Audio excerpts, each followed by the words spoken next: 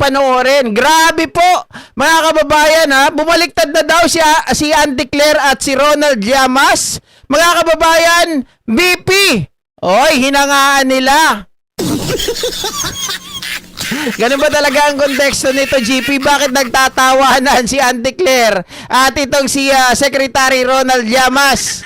Mga kababayan, nakakatuwa talaga itong 4 alas, mga ka-GP Natics. Biruin nyo ba naman? Grabe ang kanilang tawanan hinggil po sa mga pinagagawa ni BP Sara Duterte. At dumating sa point na sila po ay humanga sa galing po ng isip, mga kababayan. Sabi nila ay think tank daw ang utak ni BP Sara Duterte. Anong klaseng think tank yan? Kayo na bahalang umusga at tumawa. Nagulat mo yung Sec Llamas, hindi yung Sec Class. Sec Llamas, go ahead. Well, sabi ng lolo ko kasi, ay ang crisis is also an opportunity. Yes, sir. Kaya sa Mandarin, ang definition ng crisis ay Mandarin. twofold. No? Yes, ganun yan. Negative as well as positive. Dialectical, di ba? Kaya, halimbawa, sa mga panahon na meron tayong crisis, no, ay mahalaga yan to define leaders. Yes. Very defining yan. No? Absolutely. Diyan susubukan kasi ang mga pinuno, di ba? Ditong nakaraang mga araw, medyo bumilib ako. Yeah. Uy, bumilib. Bait na talaga ngayon, Biglang nadalas ang appearances ng aking minamahal na Vice President. Ay, wow. Lumabas na yun, no? Talagang pang-asar to si Ronald Llamas. Aking minamahal na Vice President. Wow. Tingnan nyo si Atty. Claire Castro, mga kababayan. Grabe ang ngiti na yan. Nagsasuggest siya. dami Posibleng solusyon Yes. dito sa crisis na ito. Kaya pasensya na. Medyo pasensya na kay Yusek. Medyo bumulib ako eh. Bumilib eh. Ang bait ni Mr. Medyo may Sasa, no? kaunti lang na mga kaunti lang na kakulangan. Yan. Kaunti lang naman, no? Halimbawa, pinopost niya Kinakabahan ako rito. na huwag kayong mag-carpooling. Huwag kayong magbisikleta. Yun. Dahil dapat mag-preserve kayo ng energy sa panahon ng oil crisis. Hindi, biro yan, ha? Sinabi niya yun. Sinabi niya yun, no? Kaya unawain nyo na lang. No? Mag-save ng energy during an oil crisis. No? At huwag kayong mag-carpooling at huwag kayong magbisikleta. Baliktad kasi, mga ka-GP Natics. Hindi ko alam, sino ba gumawa ng script na yun?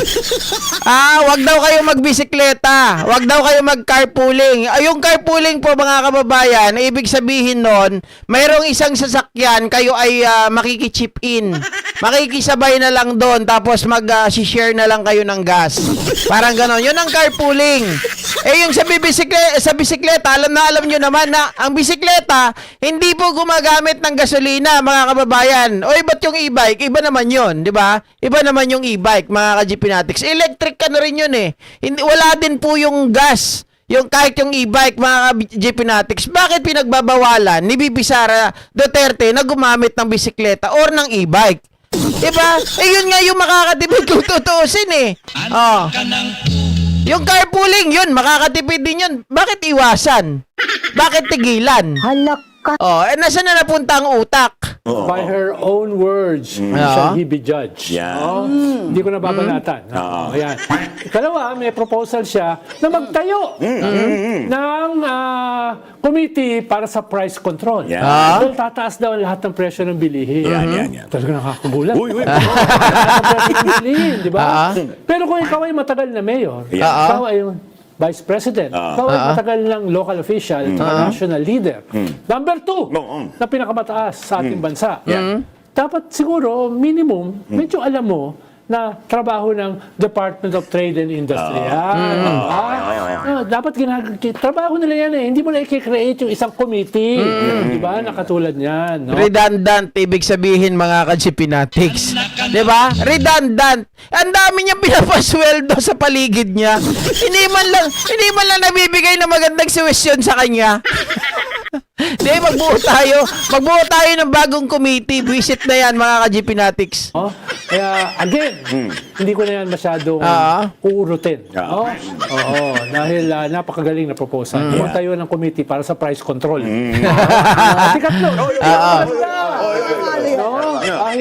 COVID daw, ang ginawa nila, no, para matulungan yung mga taga Davao na stranded sa Manila, nagpadala sila ng eroplano. Para dalhin dito. Nakita ko. Ganun din daw yung ating gagawin dito sa Middle East. Na meron tayong mahigit 2 milyong OFW. Magpadala tayo ng eroplano at dalhin sila rito.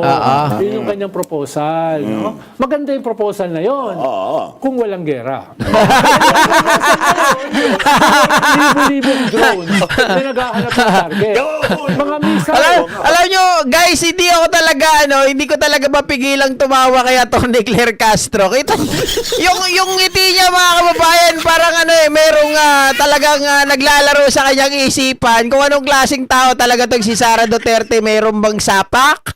'Di ba? May tama ba sa ulo? O dapat daling sa mental? Na naghahanap ng mga target at mga fighter jet na nagbabarilan, nagbabanatan doon, no? Kaya yun lang naman yung qualification ko. Napakaganda ng proposal kung walang gera. Di ba? Ang tawag doon, no-fly zone eh. No-fly zone. No? At saka, at saka yung mga airport, binobomba eh. Ang hirap mag-landing. Mga oil tankers. At saka yung presyo ng gasolina, nag-multiply 4 times. Baka mga Taipan lang na pwede bumahe ron. No? Tapos, Meron pa. tapos ay tanungin natin yung ating OFW, ilan ba yung gustong umuwi? Dahil naalala ko, nung gera sa Libya, no? Civil War. Padala tayo doon. Susundo. Sabi nila, no, thank you. No, thank you. Okay kami dito, di ba? Kaya konsultahin natin sila. Halimbawa, yung Royal Air Force ng Singapore, the other day, ay ginamit yung kanilang military planes para sumundo ng 24 na mga Pilipino. Nagsabi na gusto nilang bumalik immediately. Pero 24 is 24. 2 million is 2 million. Di ba? Malaking diferensya yata. Kaya, kung ikaw ay mag-a-apply na maging presidente sa 2028, medyo baka kailangan mong ayusin yung iyong mga proposal. Tama. Mga kababayan, sabi nga nila, ilagay mo yung sarili mo doon sa dapat mong kalagyan. 'Di ba? Yung wag kang maghangad ng isang bagay na hindi arok ng utak mo, hamag ka. Dahil baka mabanatan yan ni Michael Pahat, si Alan Herman, Doc Guido. Dahil yung mga yan, mga nitpicker yan. mga nitpicker yan eh. Walang generosity. Yung mga yan. Kaya ingat ka. Ingat ka. Ma'am Leticia, your request. Susumatin ka sa panahon ng krisis. Tapos ganyang kagagaling. Ang Ma'am, Sir Erwin. Ay nako, yari tayo dyan. Kaya, yun lang. Nalito ko. Akala ko pinuri eh. Akala ko pinuri. Binanatan pala, mga ka-Gpnatics. Ang bait niya. Para bang ibig mong sabihin, hindi siya gumagamit ng utak? Hindi naman gano'n, Yusek. Sabi ko lang, kung mag-a-apply ka as president, dapat presidentiable ka. Ngayon, yung utak, Susunod na lang. Grabe talaga si Yusek. Yusek, mag-ingat ka. Kailangan masigurado natin na hindi mananalo si VP Sara Duterte. Kailangan ma-impeach si Sara. O hindi, unang-una kanya talagang gagantihan. Maniwala ka. dahil Sa kanila lang ng dalawang kinakamisama. ayon sa saya, ang ginagamit pa lang natin na capacity ng ating utak, wala pang 10%. Wala pang 10%. Ang problema, yung iba, Pero ginagamit. hindi naman, mga 2%. Yun yung problema rito eh. Nilalagyan ng laman yung racket. Hindi ko naman sinabi yun. Linawin natin. Linawin natin. Napapahamak ako. Hindi naman ako ganun ka... Hindi naman ako... Hindi naman ako ganun kakwan. Hindi naman ganun ako magpuna ng mga tao. Meron naman akong respeto. Kaya nga kanina sabi ko sa intro, merong mas malaking pala. Malalaos ako, tsaka masisira dito di ba? Maliliit ako doon sa pala. Nakatabi ko, no? Parang Jose Isius. Baka sa next Saturday, magkuha na rin ako Ace of Hearts. Yeah! Doon ako papunta Ako naisip, di ba sabi mo ang proposal, no bike, no carpooling? Nakakabawas na energy. Hindi, kasi baka gusto niya lagi plain. Oo, dahil simula yung Iran War, wala sila dito. Wala siya dito. Hindi, sabi nga kasi ni Bibi Sara, di ba, 2022 pa, dapat pinaghandaan na yan. May binabanggit siya nga na dapat Yeah, na oo. di ba? Dapat may crystal ball dapat. Na-foresee na yan, ganyang... Well, yun naman, Pinag-uusapan na raw na nandun pa siya eh. well, yun naman ang kwang ko. Ang konting pitik ko sa gobyerno. Dahil dapat itong mga bagay na ito, hindi pinaghahandaan pag may krisis na.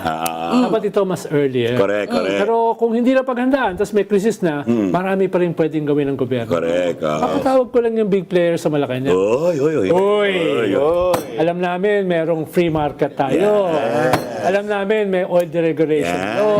Pero marami kaming pwedeng bigay sa inyong problema. Kung lahat ng itong increase na ito, itong crisis na ito, ipapataw nyo lang sa mga consumer. Tawagan natin. Mapagpatol din to mga kababayan Maganda yung ganyan Sa totoo lang kasi yung with the proper communication that you have, 'di ba? Kasi syempre si Yusek Claire Castro, mga kababayan, alam naman natin, 'di ba? Alter ego siya ng pangulo. Yung mga ganitong mga bagay, yung mga alam ng mga taong ito na siguro hindi alam ng mga nasa palasyo, 'di ba? At least makarating sa kanila yung mga hinaing, mga ka-GPnatics. Dahil mga bilyonaryo yan, wala nang masyadong mawawala. Sabi nga ni Claire, huwag muna pera, patriotism muna. Ang ganda na, no? Siyempre kasi sa salita, yung binanggit kasi kanina, salita talaga yan, di ba? Yung pag nagsalita ka rin, paniniwalaan ka kung may word yan, di ba? Ini-intro mo ba sarili mo? Akala ko ini-intro mo sarili mo. Hinihintay kitang sa paloob. Nakita mo yung camera natin? Sa kanilang dalawa na lang. Alam niyo, nakakatuwa tong nung programa na to, mga ka-GPnatics. Kasi lang sila, napaka-casual nila, napaka-totoo nila sa kanilang mga sarili. Walang dito, parang walang sapawan, walang alam niyo yun, walang hindi kagaya ng ibang mga show na parang medyo may ilang ka magsalita. Dito parang napaka-normal, 'di ba? Pero mga kababayan, talagang yung tawa mo talagang ibubulat lang 'to 'Di ba? Dahil nga dun sa mga nangyayari na nakikita nila, lalong-lalo na kapag nagsasalita si VP Sara Duterte, hindi na nila mapigilan yung mga sarili nila. Lalabas at lalabas talaga, mga kababayan, yung kanilang mga nasa puso at isipan. Hindi ba puto lang kakatawa ko sa kanila nang pinapanood ko yan, 4 alas. Napakagaling, mga ka-GPnatics. Sana, may local version din sana tayo niyan. Diba? Sa mga kasama nating mga BBM vlogger, baka pwede ganito yung mga style natin kahit papano para walang diba? Hindi masyadong seryoso. Yung tipong talagang tawa-tawa lang. Diba? Pero may laman. Yun ang gusto natin. Hindi pwedeng puro tawa na wala namang laman. Pero dapat tumatawa. Pero mga kababayan, may matututunan. Idol, nabili daw kasi ng libiste ang bahay ni Jose Rizal sa Germany kung saan sinulat ni Rizal ang No Limit Tangere. What? Hindi ko alam yan, Ma'am Jocelyn Jimenez. Di ba? Open na open sila, Kat. Nawala ang antok ko, Sir GP. Kahit ako, guys. Request to ni Ma'am Leticia Fernando. Mga kababayan. Actually, hindi ko napanood ito, Nakita ko lang talaga. Sinend ni Ma'am Leticia. Kukonti lang yung naisend niyang, parang clip lang. Mga kababayan, hinanap ko ito. Sabi kong ganun, kunin nga natin yung pinakamagandang konteksto. Yung pinakamagandang part, mga ka-GP Natex, na kung saan po, siguradong tatawa. Maalis yung ano natin, yung kumbaga, yung pag-iisip natin na hindi yung isipan mawawala kagaya ni Sarah. Kumbaga yung boredoms natin, mga kababayan, 'di ba? Mawawala Mawawala rin yung pagod mo kapag naririnig mo yung ganito. 'Di ba? Oh. Laging sunog si Inday Lustay sa kanila, guest pang favorite nating Auntie Claire. Basag na basag talaga mga ka-GP Natex. Okay, so iwanan na natin yan at pag-usapan naman po natin, mga kababayan, itong si Amy Marcos. Ayan, mga kababayan, ayon sa Bolang Kristal,